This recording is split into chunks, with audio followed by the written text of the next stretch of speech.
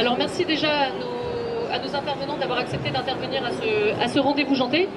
Il s'agit de tables rondes qu'on organise maintenant depuis 5 ans afin de traiter de sujets d'actualité en lien avec le secteur agricole ou agroalimentaire.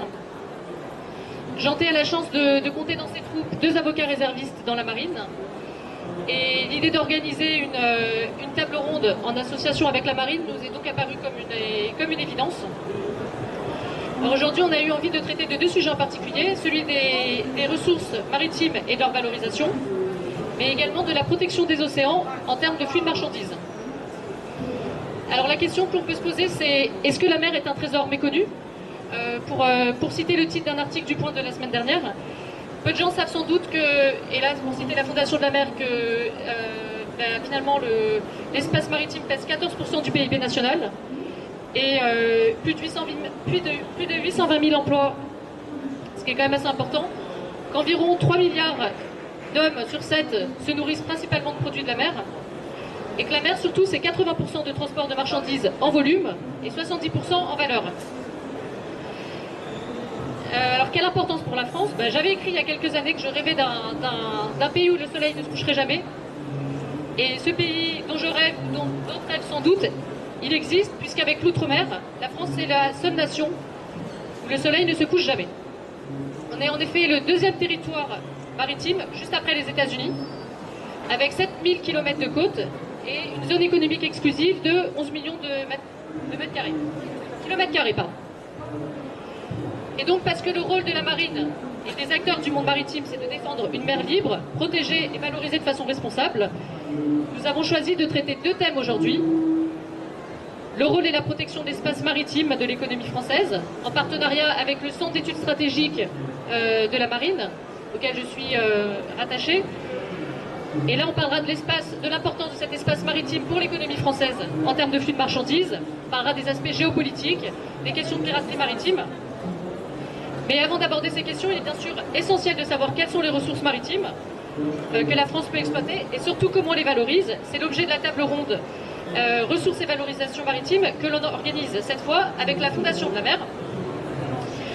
Interviendront notamment Sabine Roux-Bézieux, qui est la présidente de la Fondation de la mer et qui nous décrira les ressources de la mer, l'accessibilité et les limites. Frédéric Guedard-Delahaye, qui est directeur des pêches maritimes et de l'aquaculture au ministère de l'Environnement, de l'Énergie et de la mer, et Anne Clairvaux, qui est chef de projet éolien en mer au sein de la société EDF Énergie Nouvelle, et qui nous parleront de l'enjeu de l'exploitation de ces ressources. Et pour ma part, je dirais un mot de l'espace que la France a le droit d'exploiter et de valoriser. On parlera de la zone économique exclusive et du plateau continental. Du coup, Sabine, je vous laisse la parole. Non, ça va aller. Bon, bonjour, et puis bienvenue à ceux qui vont venir nous écouter. Alors, vous avez dit, Julia, que la France a le 2e espace maritime. Moi, je pense qu'on a le 1er, pour 2 raisons. Parce que la France est le seul pays du monde sur lequel le soleil ne se couche jamais. Nous sommes le seul pays du monde à être présent sur tous les océans. Premièrement, et deuxièmement, parce que depuis quelques mois, nous avons, grâce au programme Extra Plaque, ajouté 500 000 km² à notre plateau continental. Et donc, si on raisonne espace maritime, y compris le plateau continental, nous sommes devant.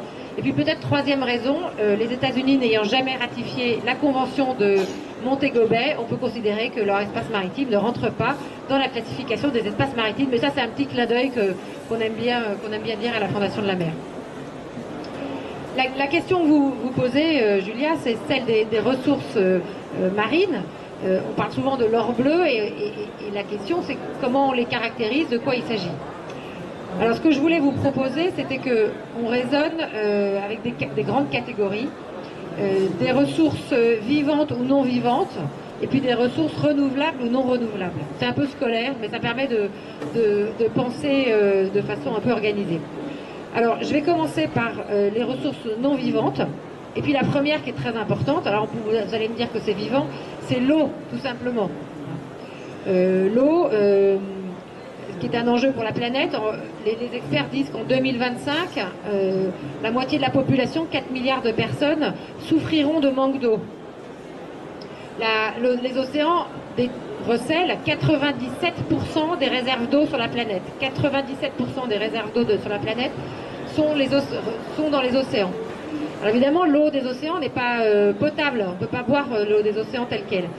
La chance qu'a la France, c'est d'avoir deux grandes entreprises mondiales spécialisées dans le domaine de l'eau et qui sont à la pointe des technologies en matière de dessalement. Alors le dessalement aujourd'hui, ça ne concerne que 1,5% de la population mondiale. Donc vous voyez l'écart de développement potentiel si on veut pouvoir abreuver 4 milliards d'hommes sur la planète d'ici 2025 par rapport aux 1,5% de la population mondiale qui aujourd'hui bénéficie d'eau désalinisée. Donc voilà un premier domaine, l'eau, qui est une ressource évidente, mais tellement évidente qu'on l'oublie, pour ressource de nos océans. La deuxième ressource, elle est peut-être on y pense davantage, ce sont tout ce qui est toutes les matières, les énergies fossiles.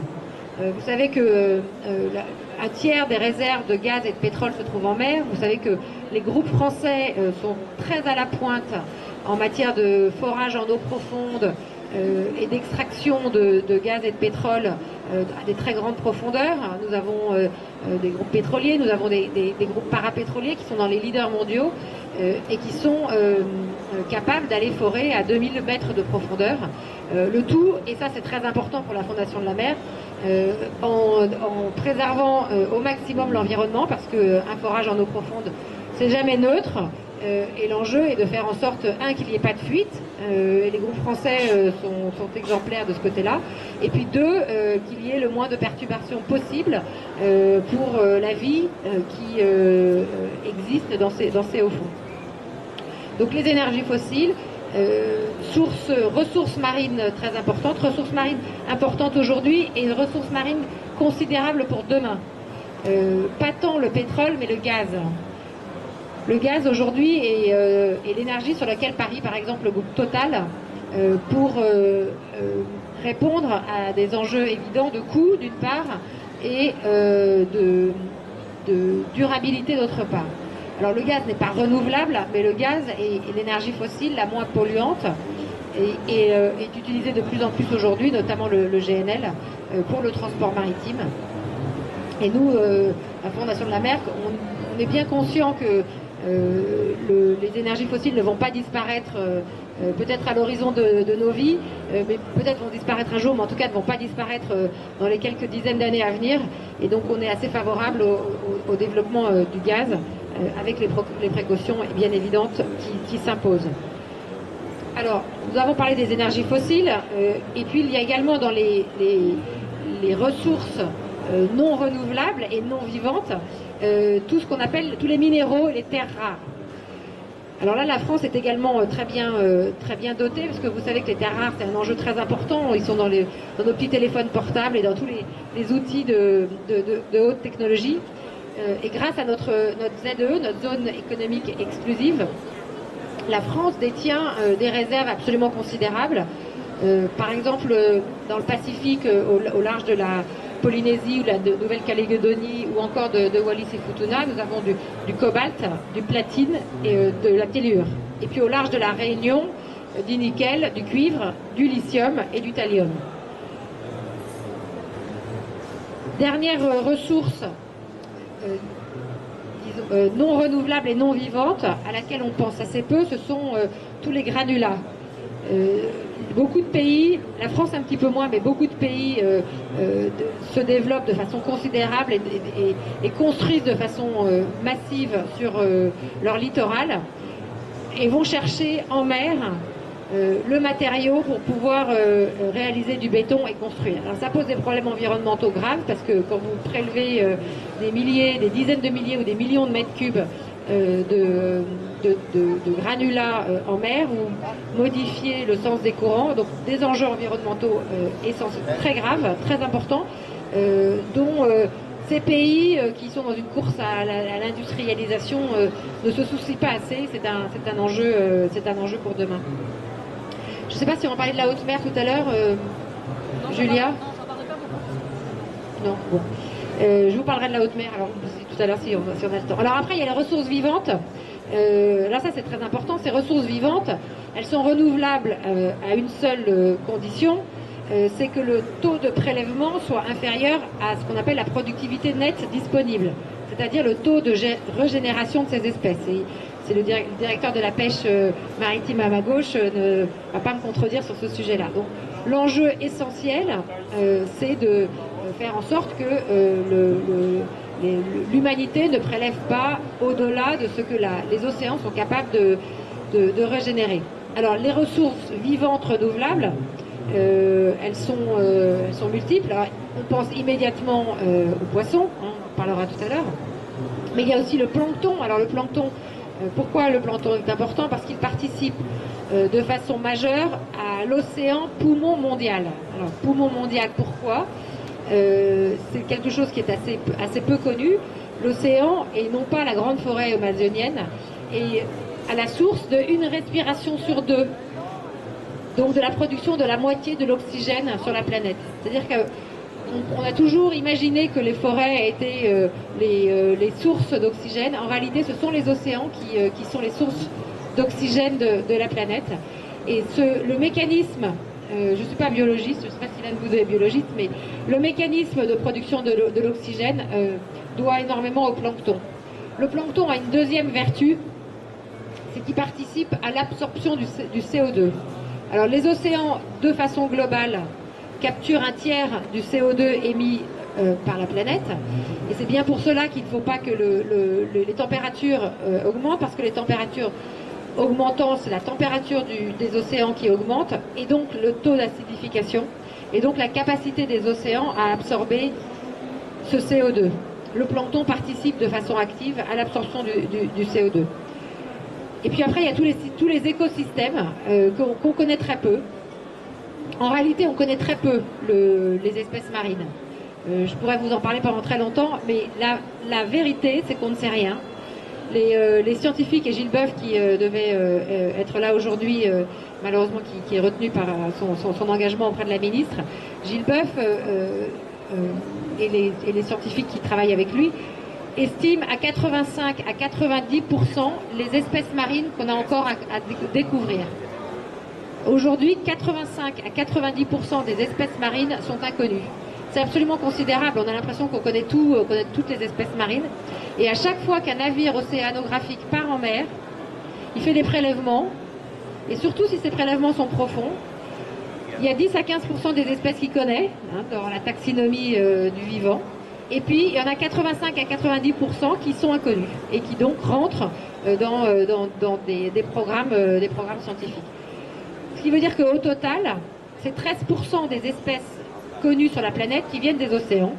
13% des espèces connues sur la planète qui viennent des océans. Et pensons qu'il y a 400 ou 500 millions d'années, la vie est entièrement venue des océans. Et donc, avec le temps, les espèces se sont spécialisées, sont sorties des océans.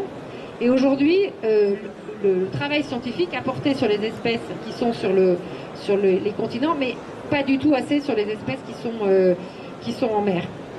Et c'est intéressant, pourquoi? Pas tant par curiosité humaine, mais parce que nous, à la Fondation de la Mer, on est convaincus que l'alimentation de demain, la santé de demain, la beauté de demain avec les produits cosmétiques viendront des océans.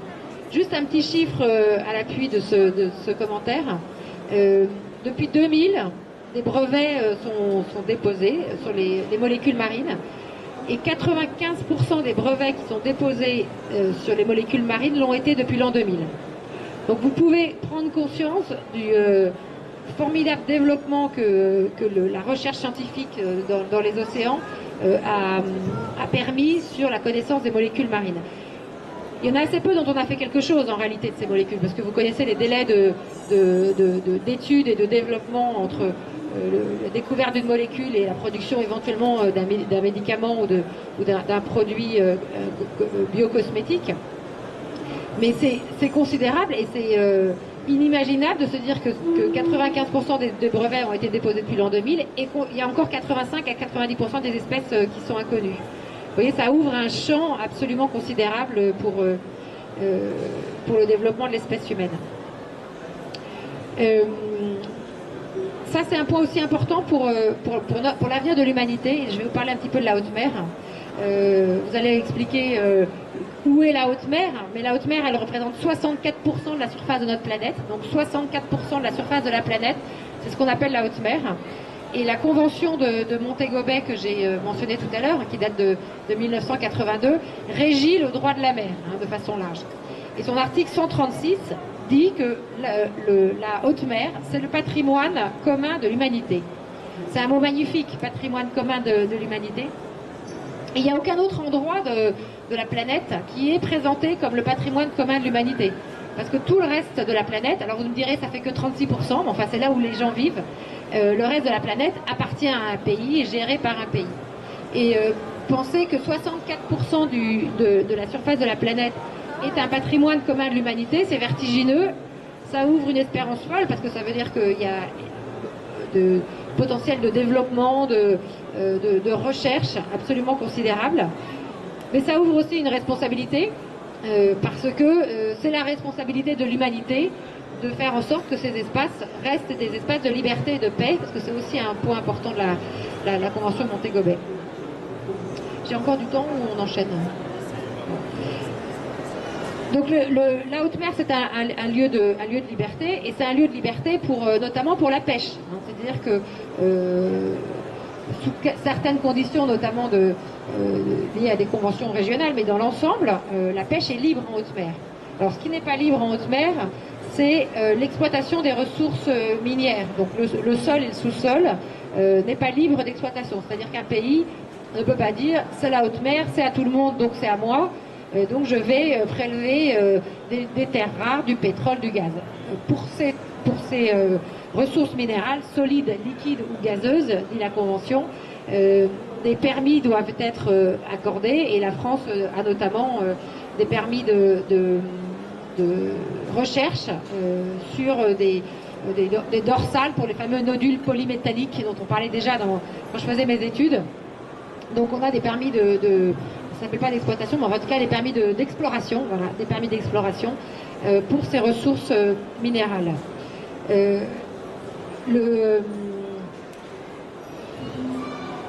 L'autre enjeu peut-être sur la haute mer, c'est un sujet qui est négocié aujourd'hui avec les Nations Unies, qui s'appelle la BBNJ.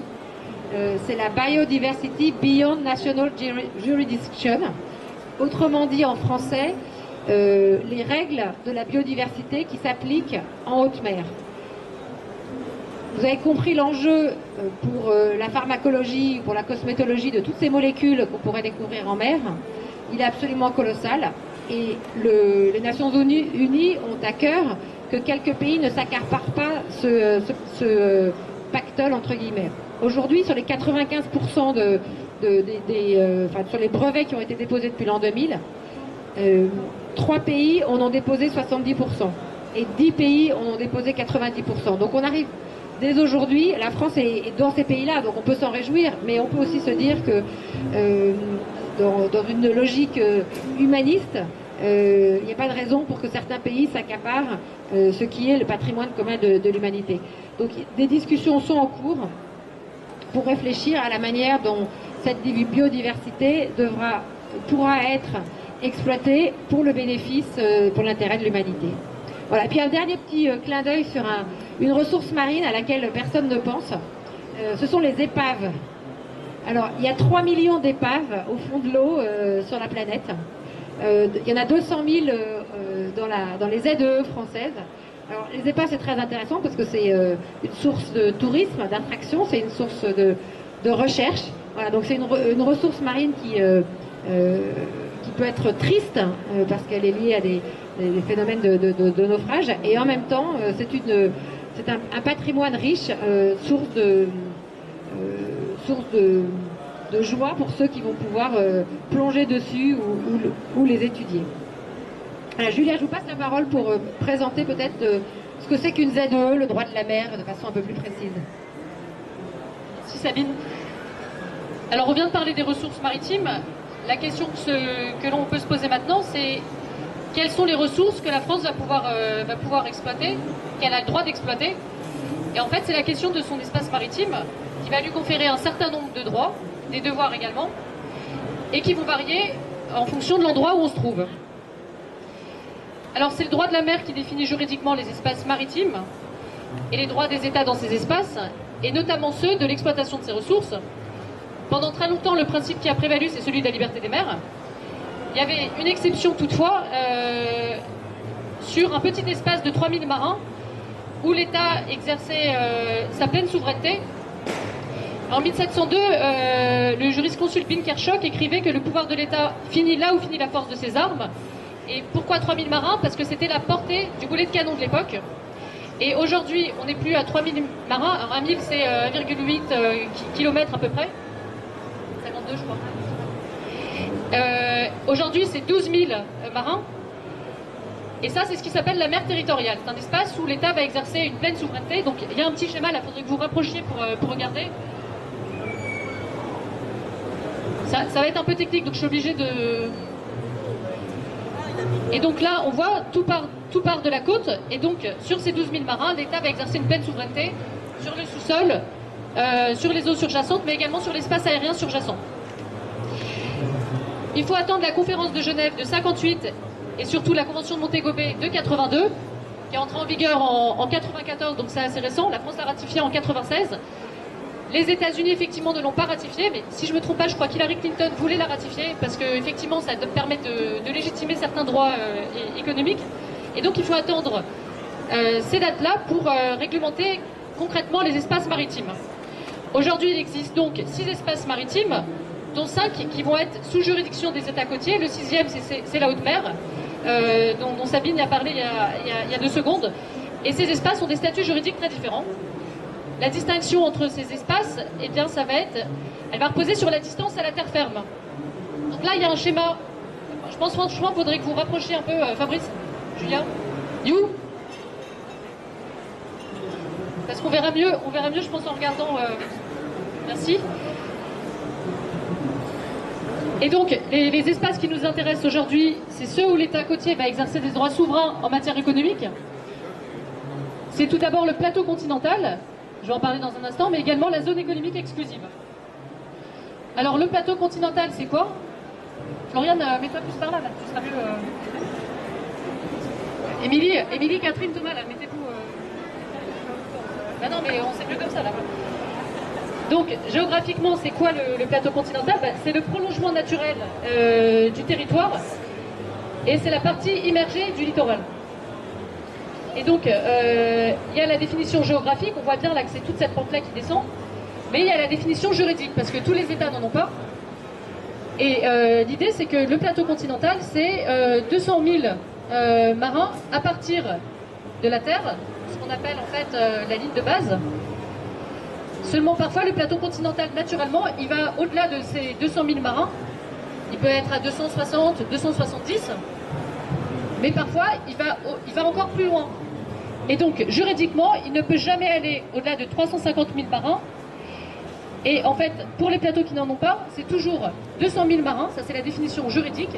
Lorsque le plateau, naturellement, va plus loin, on peut prendre en compte cette surface-là du plateau continental.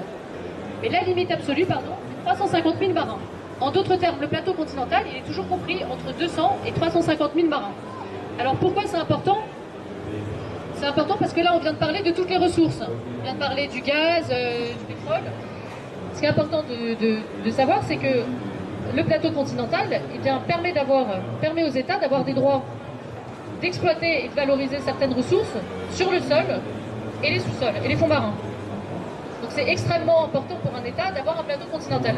Je vais en reparler dans un instant pour qu'on voit un petit peu. Évidemment, il n'inclut pas les eaux surjacentes. C'est la différence avec la zone économique exclusive, qui elle est toujours de 200 000 marins à partir de la ligne de base, donc à partir de la terre pour faire simple. Et la zone économique exclusive, la différence avec le plateau continental, c'est qu'elle permet d'avoir accès au sol, au fond marin, mais également aux eaux surjacentes, c'est-à-dire toute la colonne d'eau, vous voyez, toute la colonne d'eau qui est au-dessus. Et donc c'est très important parce que c'est la raison pour laquelle on a un espace maritime de la France qui est si étendu, si vaste. Alors, en partie grâce à l'outre-mer, qui représente 97% à peu près de la zone économique exclusive. Et effectivement, on a à peu près, on a beaucoup d'îles en fait. Et toutes les îles qu'on a ont un rôle très important. Quand on prend Clipperton, je crois que c'est 8,9 km².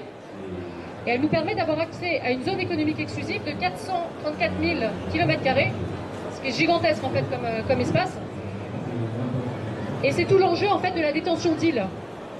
Et évidemment, détenir une île, c'est pas uniquement pour l'exploitation des ressources, c'est également pour la valorisation dont on a parlé, protéger quelque part l'espace maritime.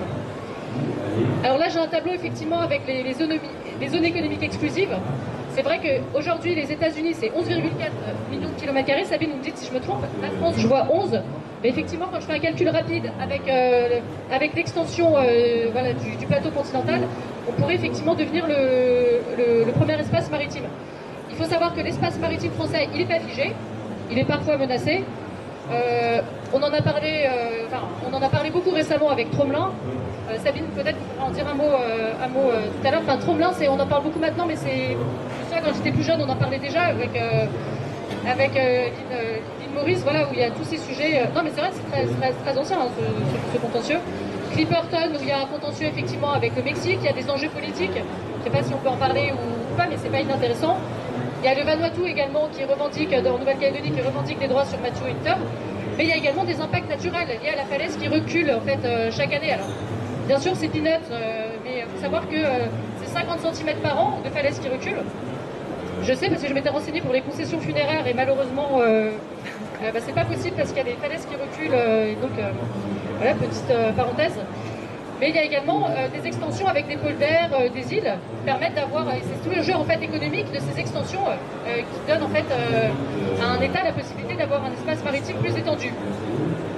Mais la bonne nouvelle, c'est que l'État, il peut effectivement, le plateau continental peut effectivement être étendu. On le voit là avec le programme Extraplaque, donc, qui est un projet qui date de 98, mais qui a été concrétisé dès 2002 à Matignon, où l'idée en fait c'est de réfléchir à renégocier et à redélimiter en fait certains espaces en montrant qu'on peut aller au-delà des 200 000 nautiques dont j'ai parlé. Et il y a deux décrets, là je les ai là si vous voulez jeter un coup d'œil, je ne sais pas si ça apporte quelque chose, mais donc ils sont du 25 septembre 2015, il y en a eu 4, qui concernent la Martinique, la Guadeloupe, les îles Kerguelen, la Nouvelle-Calédonie et la Guyane. Et ça nous a permis de gagner 579 000 km². Et donc on pourrait devenir avec cette extension effectivement la puissance maritime française. Voilà. Et alors ce qui est intéressant, je ne l'ai pas dit tout à l'heure, mais on va y venir tout de suite pour la zone économique exclusive, c'est que ça permet effectivement d'avoir accès à de réglementer les activités de pêche, puisqu'on a accès à toutes les eaux surjacentes. Et donc Frédéric Guedard-Delahaye, vous pourrez effectivement dire un mot sur ce sujet, mais également de réglementer les vents, les courants avec les énergies l'éolienne. Et toute la transition pour vous laisser parler des enjeux en fait de cet espace. Oui, alors Frédéric Guedard-Delahaye, vous êtes directeur des pêches maritimes et de l'aquaculture au ministère de l'Environnement, de l'Énergie et de la Mer. Merci d'être là. Je pense que ma première question va porter sur une présentation générale de la pêche en France. Voilà, à quoi contribue la pêche française? Merci beaucoup, bonjour à tous. Effectivement, c'est intéressant d'avoir cet espace maritime français. Après, c'est pourquoi faire, et l'un des usages et l'un des intérêts, c'est effectivement d'en exploiter certaines ressources. La pêche, vous l'avez rappelé, les ressources de la pêche sont des ressources renouvelables et vivantes. Donc la pêche, en fait, l'intérêt il est double, hein. Il est bien sûr alimentaire d'abord. Si on pêche, c'est pour se nourrir. Et donc c'est effectivement un enjeu fondamental. Ensuite, en termes économiques, en France, pour répondre directement à votre question, la pêche, c'est 19 000 marins, c'est 60 000 emplois induits et c'est 1 milliard d'euros de chiffre d'affaires. Et on pêche dans tous les océans, puisqu'on pêche bien entendu autour des côtes, soit de la métropole, soit de l'outre-mer, mais on a également une flotte de pêche et on est parmi les rares pays au monde à avoir des flottes de pêche océaniques qui vont pêcher, notamment du thon, un peu partout dans le monde, au large de l'Afrique, dans l'océan Indien. Et on a également une flotte de pêche qui pêche également dans l'océan Indien Sud, au large des Kerguelen, sur des ressources qui existent là-bas. L'enjeu, quand on évoque effectivement ressources vivantes, renouvelables, tout l'enjeu, vous l'avez rappelé, c'est celui du renouvellement de la ressource. J'ai souvent tendance à comparer la gestion des pêches à ce que serait la gestion d'une forêt. Si on veut produire du bois, il faut couper des arbres, et si on coupe tous les arbres, après il n'y en a plus. Que par contre, une gestion intelligente permet effectivement, en utilisant les cycles naturels, de faire en sorte que cette production naturelle permette une reconstitution de la ressource et donc une productivité maximale. Et en matière de pêche, on a exactement le même raisonnement. Aujourd'hui, les politiques des pêches sont basées sur une logique qu'on appelle celle du rendement maximum durable, où grâce à des modélisations scientifiques, parce que bien sûr on ne peut pas compter tous les poissons qui sont dans la mer et s'assurer qu'on ne prélève que la part qui permet effectivement le renouvellement du stock, mais grâce à des modélisations, on sait déterminer quel est l'optimum économique entre la préservation du stock et le maximum qu'on peut pêcher. Et c'est aujourd'hui la base des politiques des pêches et des politiques que nous avons. Alors pourquoi une politique des pêches? Parce que, effectivement, et c'est intéressant dans l'univers maritime, c'est que la mer, elle est ouverte à tout le monde. Elle n'est pas privatisée. Et un stock de poissons, une population de poissons, elle n'est pas privatisée. Contrairement à l'exemple que je citais d'une forêt, il n'y a pas un gestionnaire qui va dire ben moi je m'organise pour le faire. Ça, le poisson, il se balade partout dans l'océan. Et donc, on est obligé d'avoir des politiques pour gérer collectivement cette ressource. Collectivement, ça veut dire, dans le cadre de l'Europe, ce qui a été décidé, c'est de le faire au niveau européen. Donc on a une politique commune des pêches qui est commune à l'ensemble des États membres qui, dès la constitution de l'Europe, se sont mis d'accord pour ne pas privatiser cette gestion de la ressource, mais le faire collectivement au niveau européen. Et au niveau européen, on a fixé des règles pour faire en sorte que ce ne soit pas la jungle avec le premier qui va ou le plus gros qui va pêcher, et puis les autres, soit on épuise le stock, soit les autres n'ont plus rien à pêcher. Donc on a tout un encadrement qui repose sur des autorisations pour construire un navire, donc des permis de mise en exploitation, la définition des règles sur les engins qui peuvent être utilisés, et puis des quotas de pêche avec des quantités maximales qu'on peut prélever. Et c'est tout ce dispositif qui permet d'arriver à une gestion optimisée des pêches. Alors c'est un dispositif qui s'est mis en place progressivement dans le temps, ça a été compliqué, ça a été douloureux pour les professionnels, mais aujourd'hui, après 30 ans de mise en œuvre de cette politique, elle porte enfin ses fruits, puisqu'on a des stocks qui augmentent, et où maintenant régulièrement, sans remettre en péril justement le stock, mais sur la base d'avis scientifiques, on arrive à reconstituer des stocks et des pêcheries.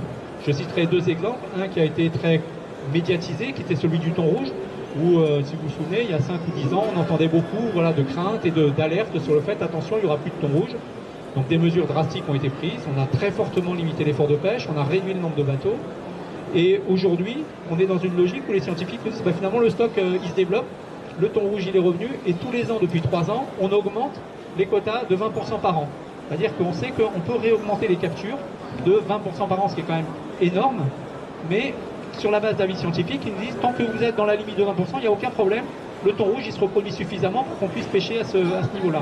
Et on en est même à se dire peut-être qu'il faudrait qu'on n'aille pas jusqu'à 20% parce que si on augmente trop vite, après, finalement, c'est le marché qui risque de ne pas suivre.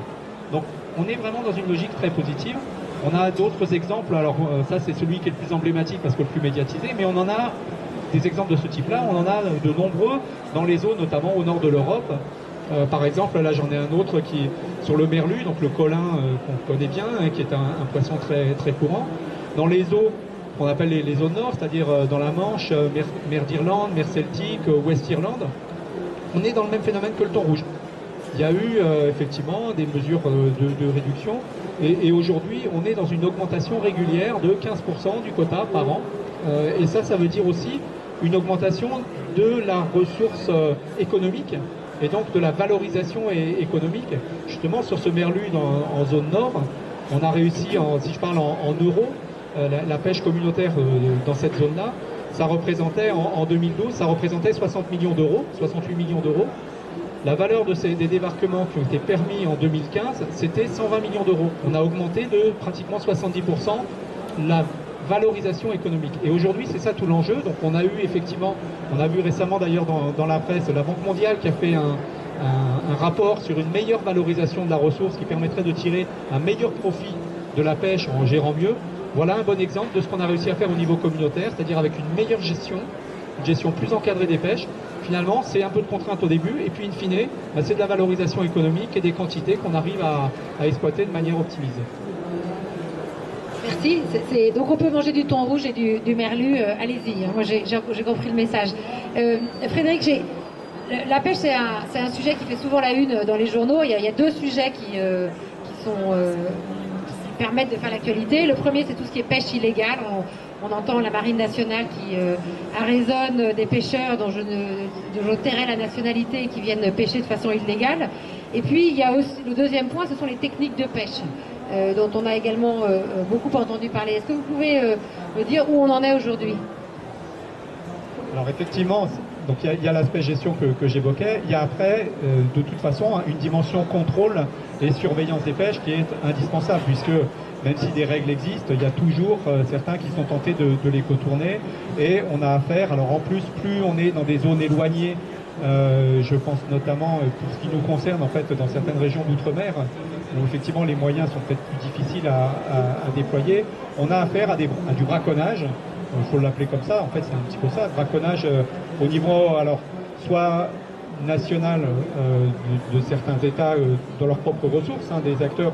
Aujourd'hui, on a réussi à l'éradiquer quasiment en Europe, à force de contrôle depuis 30 ans, mais on a encore le cas dans certaines zones et dans certains pays. Et puis du braconnage international, avec voilà, des navires qui viennent de pays parfois très lointains, pêcher dans certaines zones. Donc on a eu récemment des exemples de ce type, soit en Nouvelle-Calédonie, soit autour des îles, ce qu'on appelle les îles éparses, qui sont des possessions françaises des terres australes et antarctiques, qui sont entre le Madagascar et le continent africain, donc où on a régulièrement des incursions de la part de pêcheurs non déclarés. Donc ça, on a tout un dispositif alors, de surveillance qui fait appel effectivement aux moyens notamment de la Marine nationale, pour ce qui concerne la France, et puis également un certain nombre de règles et de mécanismes au niveau international qui visent en particulier à faire pression sur les différents États pour que les États eux-mêmes encadrent leur propre pavillon et prennent des mesures de rétorsion contre les navires pirates ou les navires braconniers. L'autre élément que vous évoquez, c'est celui des techniques de pêche et des engins de pêche. Donc les techniques de pêche, il y a deux volets. Il y a un enjeu effectivement en termes de gestion de la ressource. Là aussi, il faut s'assurer par exemple qu'on ne pêche pas des poissons trop petits, parce que pêcher des poissons trop petits, c'est les pêcher avant qu'ils ne se soient reproduits. Et donc là, ça met en péril ce que j'évoquais tout à l'heure, c'est-à-dire la bonne gestion de la pêche. Donc on a tout un dispositif de surveillance et de contrôle des engins utilisés par les bateaux. Et puis on a également un autre enjeu qui est important, et avec une prise de conscience progressive de la part des professionnels eux-mêmes, qui commencent vraiment maintenant à faire des efforts importants là-dessus, qui est celui de l'encadrement et de la protection des écosystèmes, des écosystèmes marins, parce que c'est vrai que au-delà d'exploiter la ressource biologique vivante, il y a tout l'enjeu après de préservation de ce bien commun que vous évoquiez, qui est l'océan, et donc avec la nécessité de la préservation de la biodiversité, des écosystèmes eux-mêmes. Et donc là, avec de plus en plus, là encore, de mesures d'encadrement qui se mettent en place. La dernière en date, c'est un règlement qui vient d'être adopté au niveau communautaire pour limiter la pêche au chalut dans les espaces les plus profonds, parce qu'on sait que les écosystèmes sont beaucoup plus vulnérables en profondeur. Et donc là, on est dans de la protection des écosystèmes, et ce qui est voilà, qui s'ajoute aux mesures de gestion de la ressource halieutique elle-même. Merci. Alors, en 2050, je crois qu'on sera 9 milliards de gens sur la planète. On a entendu tout à l'heure qu'il y a 3 milliards de personnes qui dépendent des poissons comme source prioritaire ou numéro 1 de protéines.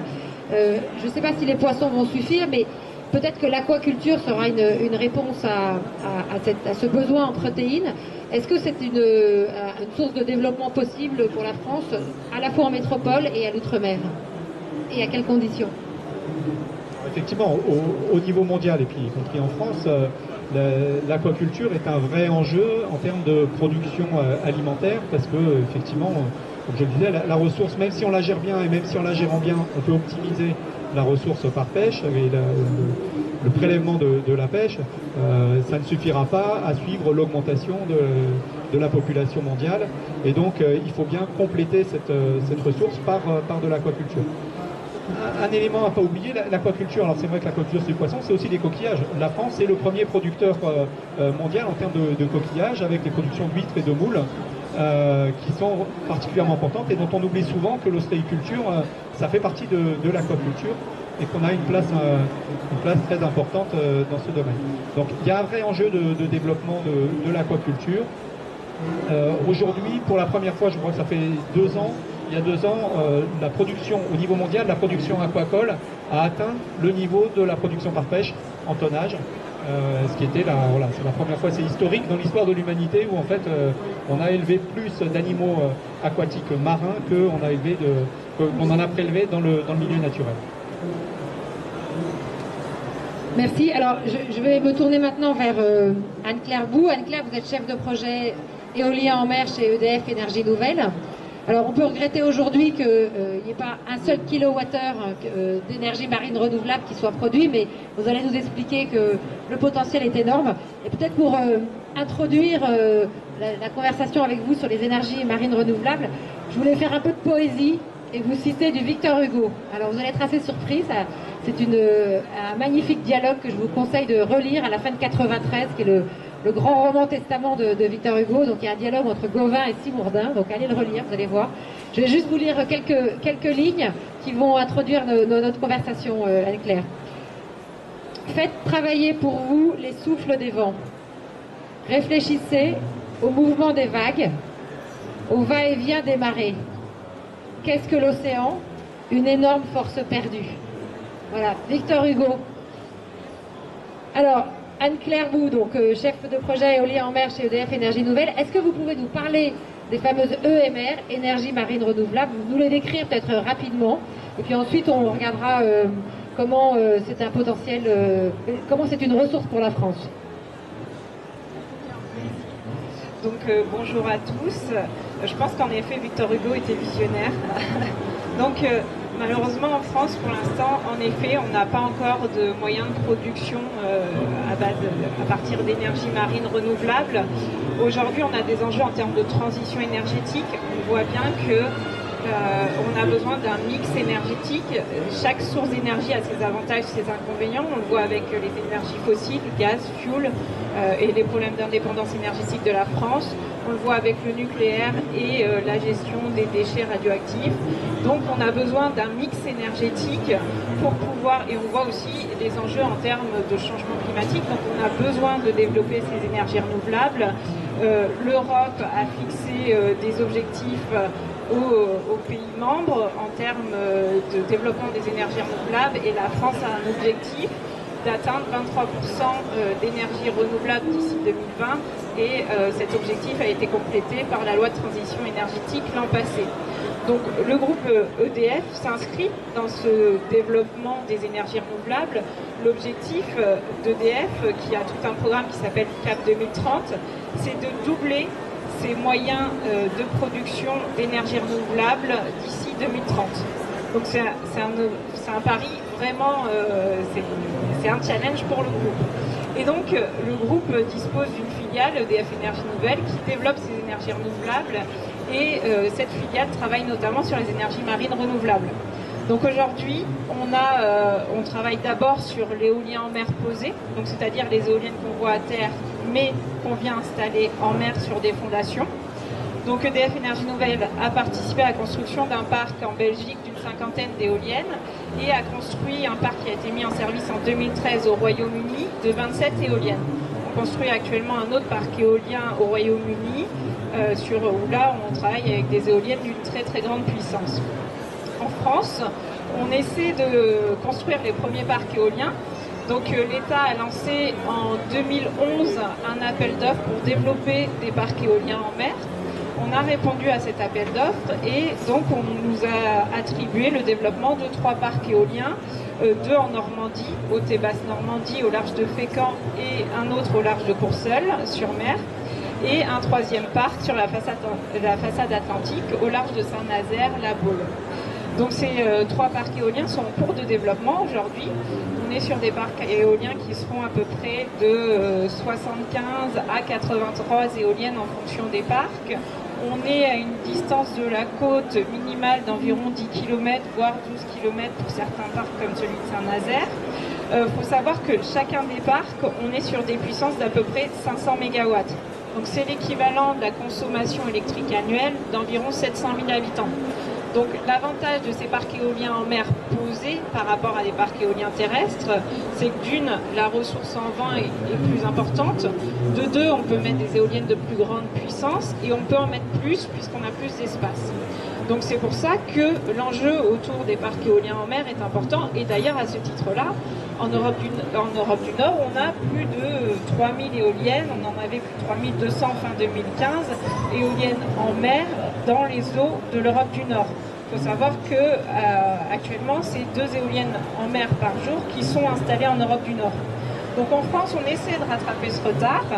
Aujourd'hui, ces 3 parcs éoliens sont en train d'obtenir leurs autorisations. Donc nous, on se situe dans la limite des 12 000 pour revenir à la présentation de Julia. Donc on est dans la limite des 12 000. Donc on a des autorisations à obtenir, à la fois d'un point de vue environnemental et à la fois on doit obtenir une concession d'occupation du domaine public maritime. Donc on est en train d'obtenir ces autorisations et on espère démarrer la construction des parcs éoliens à l'horizon 2018-2019. Donc voilà pour les parcs éoliens en mer posés, mais ce n'est pas les seules technologies qui peuvent être installées en mer. On peut aussi installer des parcs d'éoliennes flottantes.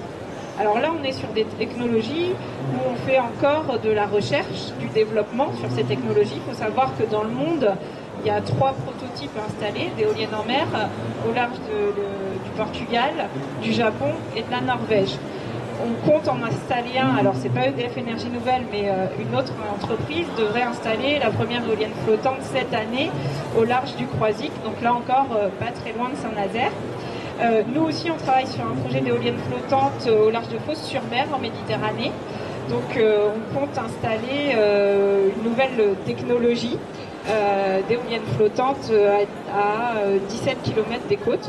Voilà, donc l'avantage, donc les éoliennes flottantes, là encore, on est sur des éoliennes du même type que ce qu'il y a à terre, mais sur des flotteurs. Et ces flotteurs sont ancrés au fond marin par des lignes de chaîne. Voilà.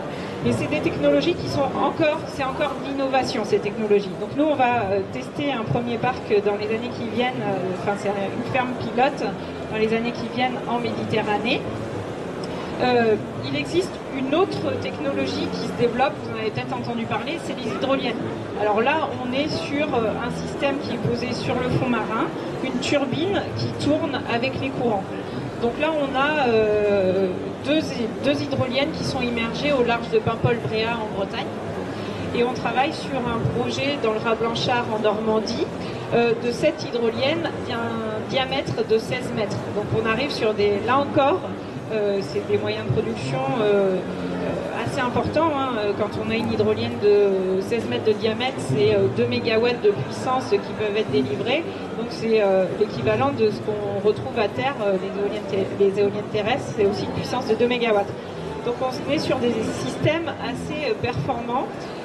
Donc la mer offre plein de possibilités. On n'est pas encore aussi avancé sur des systèmes houlomoteur ou d'ETM, mais là encore, notamment pour les territoires d'outre-mer, il y a beaucoup d'entreprises, de start-up qui travaillent sur ces technologies pour développer ces technologies.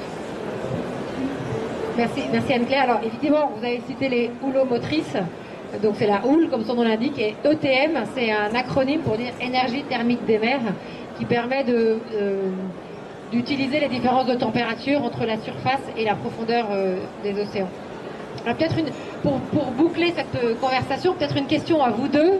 L'installation d'hydroliennes de 16 mètres de diamètre ou d'un champ de 80 éoliennes au large de la Baule, comment vous gérez les interactions avec les usagers de la mer et les pêcheurs? Alors je vous passe d'abord la parole, Frédéric. Alors effectivement, naturellement, quand on dit qu'on va implanter des éoliennes en pleine mer, là où passent les pêcheurs, là où ils posent leur filet ou là où ils passent avec leur chalut, effectivement, ça suscite des interrogations et des inquiétudes de la part des professionnels de la pêche, parce qu'ils ont la crainte légitime, effectivement, de voir leur espace de travail, puisque c'est leur espace de travail, se réduire progressivement. C'est pas un parc éolien, mais c'est effectivement la juxtaposition, la multiplication des différents usages qui se développent en mer et des différentes formes d'exploitation autres que l'exploitation traditionnelle historique qui était la pêche, qui les inquiète et qui les préoccupe. Après, c'est une inquiétude à la base et c'est un risque à la base de difficulté. En revanche, l'expérience montre, et effectivement, il y a des parcs qui sont des projets qui ont déjà plusieurs années, même si le parc n'est pas encore formellement installé, mais où les professionnels de la pêche ont travaillé en bonne relation, en bonne intelligence avec les opérateurs des énergies marines renouvelables, parce que de toute façon, les pêcheurs, ils ne passent pas forcément partout. Il y a des solutions techniques qui peuvent être trouvées sur le positionnement des éoliennes, sur le positionnement des câbles, qui permet finalement d'arriver à faire en sorte qu'on puisse concilier les usages. Et aujourd'hui, pour nous, ce terme de conciliation des usages, c'est vraiment un objectif et une priorité, une préoccupation constante. Et c'est dans cette optique-là qu'il faut qu'on travaille, c'est celui de la conciliation des usages, et non pas justement d'une segmentation en disant là il n'y aura plus de la pêche parce qu'il y aura les éoliennes, ou là il ne peut pas y avoir d'éoliennes parce qu'il y a de la pêche. on doit pouvoir arriver par la discussion à trouver des solutions adaptées et dans 99% des cas, ça ne pose pas de difficulté. Je vais essayer d'être très rapide. Donc, en effet, les enjeux de la pêche, ils sont pris très en amont par les développeurs de parcs éoliens. Nous, depuis le début, on travaille avec les pêcheurs concernés par ces projets. Je vais donner l'exemple du parc éolien de Saint-Nazaire, dont je m'occupe depuis plus de 4 ans. La zone qui a été choisie, déjà, elle a été choisie en concertation avec la pêche. Donc, c'est l'État qui a mené cette planification, mais les pêcheurs ont participé comme nous. Et c'est une zone de moindre contrainte vis-à-vis de la pêche. De moindre contrainte aussi vis-à-vis de l'environnement et d'un certain nombre d'usages, mais vis-à-vis de la pêche. Après, nous, dès la définition technique de notre projet, on essaye de faire en sorte que faciliter cette cohabitation des usages. Par exemple, on utilise des éoliennes de grande puissance pour réduire le nombre. On est sur un espace de 80 km², mais en fait, on utilise 3% de cette emprise, à peine, entre les câbles et les éoliennes. Donc l'objectif, c'est de réduire le nombre d'éoliennes, de les espacer. Les éoliennes sont espacées d'environ 1 km entre elles. Donc on peut continuer à naviguer et à maintenir l'activité de pêche moyennant de nouveaux dispositifs de sécurité en mer, de sécurité maritime. On travaille aussi pour aligner les câbles électriques et donc aligner les éoliennes, les câbles électriques et dégager des couloirs libres de tout obstacle qui permettront aux pêcheurs de continuer leur activité sans se poser de questions dans ces couloirs. Donc on travaille énormément, on les emmène voir des parcs éoliens à l'étranger, échanger avec leurs homologues à l'étranger qui, eux, ont déjà l'expérience de ces parcs éoliens. On les associe aux études environnementales, les études sur la ressource halieutique, donc les poissons qui sont pêchés par les pêcheurs. On les réalise à bord des navires de pêche, on échange énormément, on essaye de comprendre leurs enjeux pour pouvoir les intégrer dans notre projet. Juste un exemple, pour nous, peut-être qu'il ne va pas y avoir d'importance à mettre un câble comme ça ou comme ça, mais pour eux, ça va tout changer. Notre objectif, c'est de comprendre leur utilisation de la zone pour pouvoir adapter ces projets. Voilà, donc on a intérêt à cohabiter et à maintenir des usages au sein des parcs éoliens et nous, on travaille en ce sens-là pour pouvoir développer et exploiter ce potentiel maritime. Merci Anne-Claire. Alors vous avez vu, on a fait un petit panorama des ressources marines, pas du tout exhaustif, mais ça vous donne une vision un petit peu large. Avant de repasser la parole à Julien, je voulais terminer la citation de Victor Hugo, parce qu'il terminait en disant « Comme la terre est bête, ne pas employer l'océan ». Donc je m'approprie volontiers à la Fondation de la mer cette citation en rajoutant un bémol, qui n'était certainement pas une préoccupation de Victor Hugo au XIXe siècle, en prenant soin. Parce que toute la révolution industrielle a conduit à saccager nos continents et je pense que notre responsabilité, nous, au XXIe siècle, c'est de ne pas reproduire les erreurs du passé, de faire en sorte que quand on va employer l'océan, on le fasse de façon respectueuse et durable. Je pense qu'on a fait déjà un bon tour, là, un bon état des lieux. Je ne sais pas s'il y a des questions ou... Sinon, je propose de déjeuner. On peut peut-être déjeuner comme on a... voilà. Il y a aussi juste une question que je voulais vous poser, Sabine. Au niveau des ressources maritimes, on parle beaucoup aussi de certains produits de substitution pour la santé. Alors, je ne sais pas si vous... Alors, j'ai une petite marotte, ça s'appelle le ver arénicole. Vous savez, c'est ceux qui font des petits tortillons sur les plages. Il y a une petite société française qui s'appelle Emarina qui a analysé ce ver et qui a trouvé qu'il détient 80 fois plus d'hémoglobine que le sang humain. Alors on se demande à quoi ça peut servir d'avoir un plasma d'un ver arénicole avec 50 à 80 fois plus de plasma. Il sert à une chose très simple, c'est à arrêter la course contre la montre des transfusions, des transplantations d'organes. Vous savez que pour transplanter un organe, on a 24 heures pour réaliser, faire venir le patient, mettre en œuvre tout le dispositif opératoire. Transporter un greffon dans un sachet rempli de plasma du ver arénicole permet de conserver le greffon pendant 5 à 8 jours. Donc ça transforme complètement la médecine. C'est juste un petit exemple. Merci Julia d'avoir posé la question. Il y en a plein d'autres. Merci beaucoup.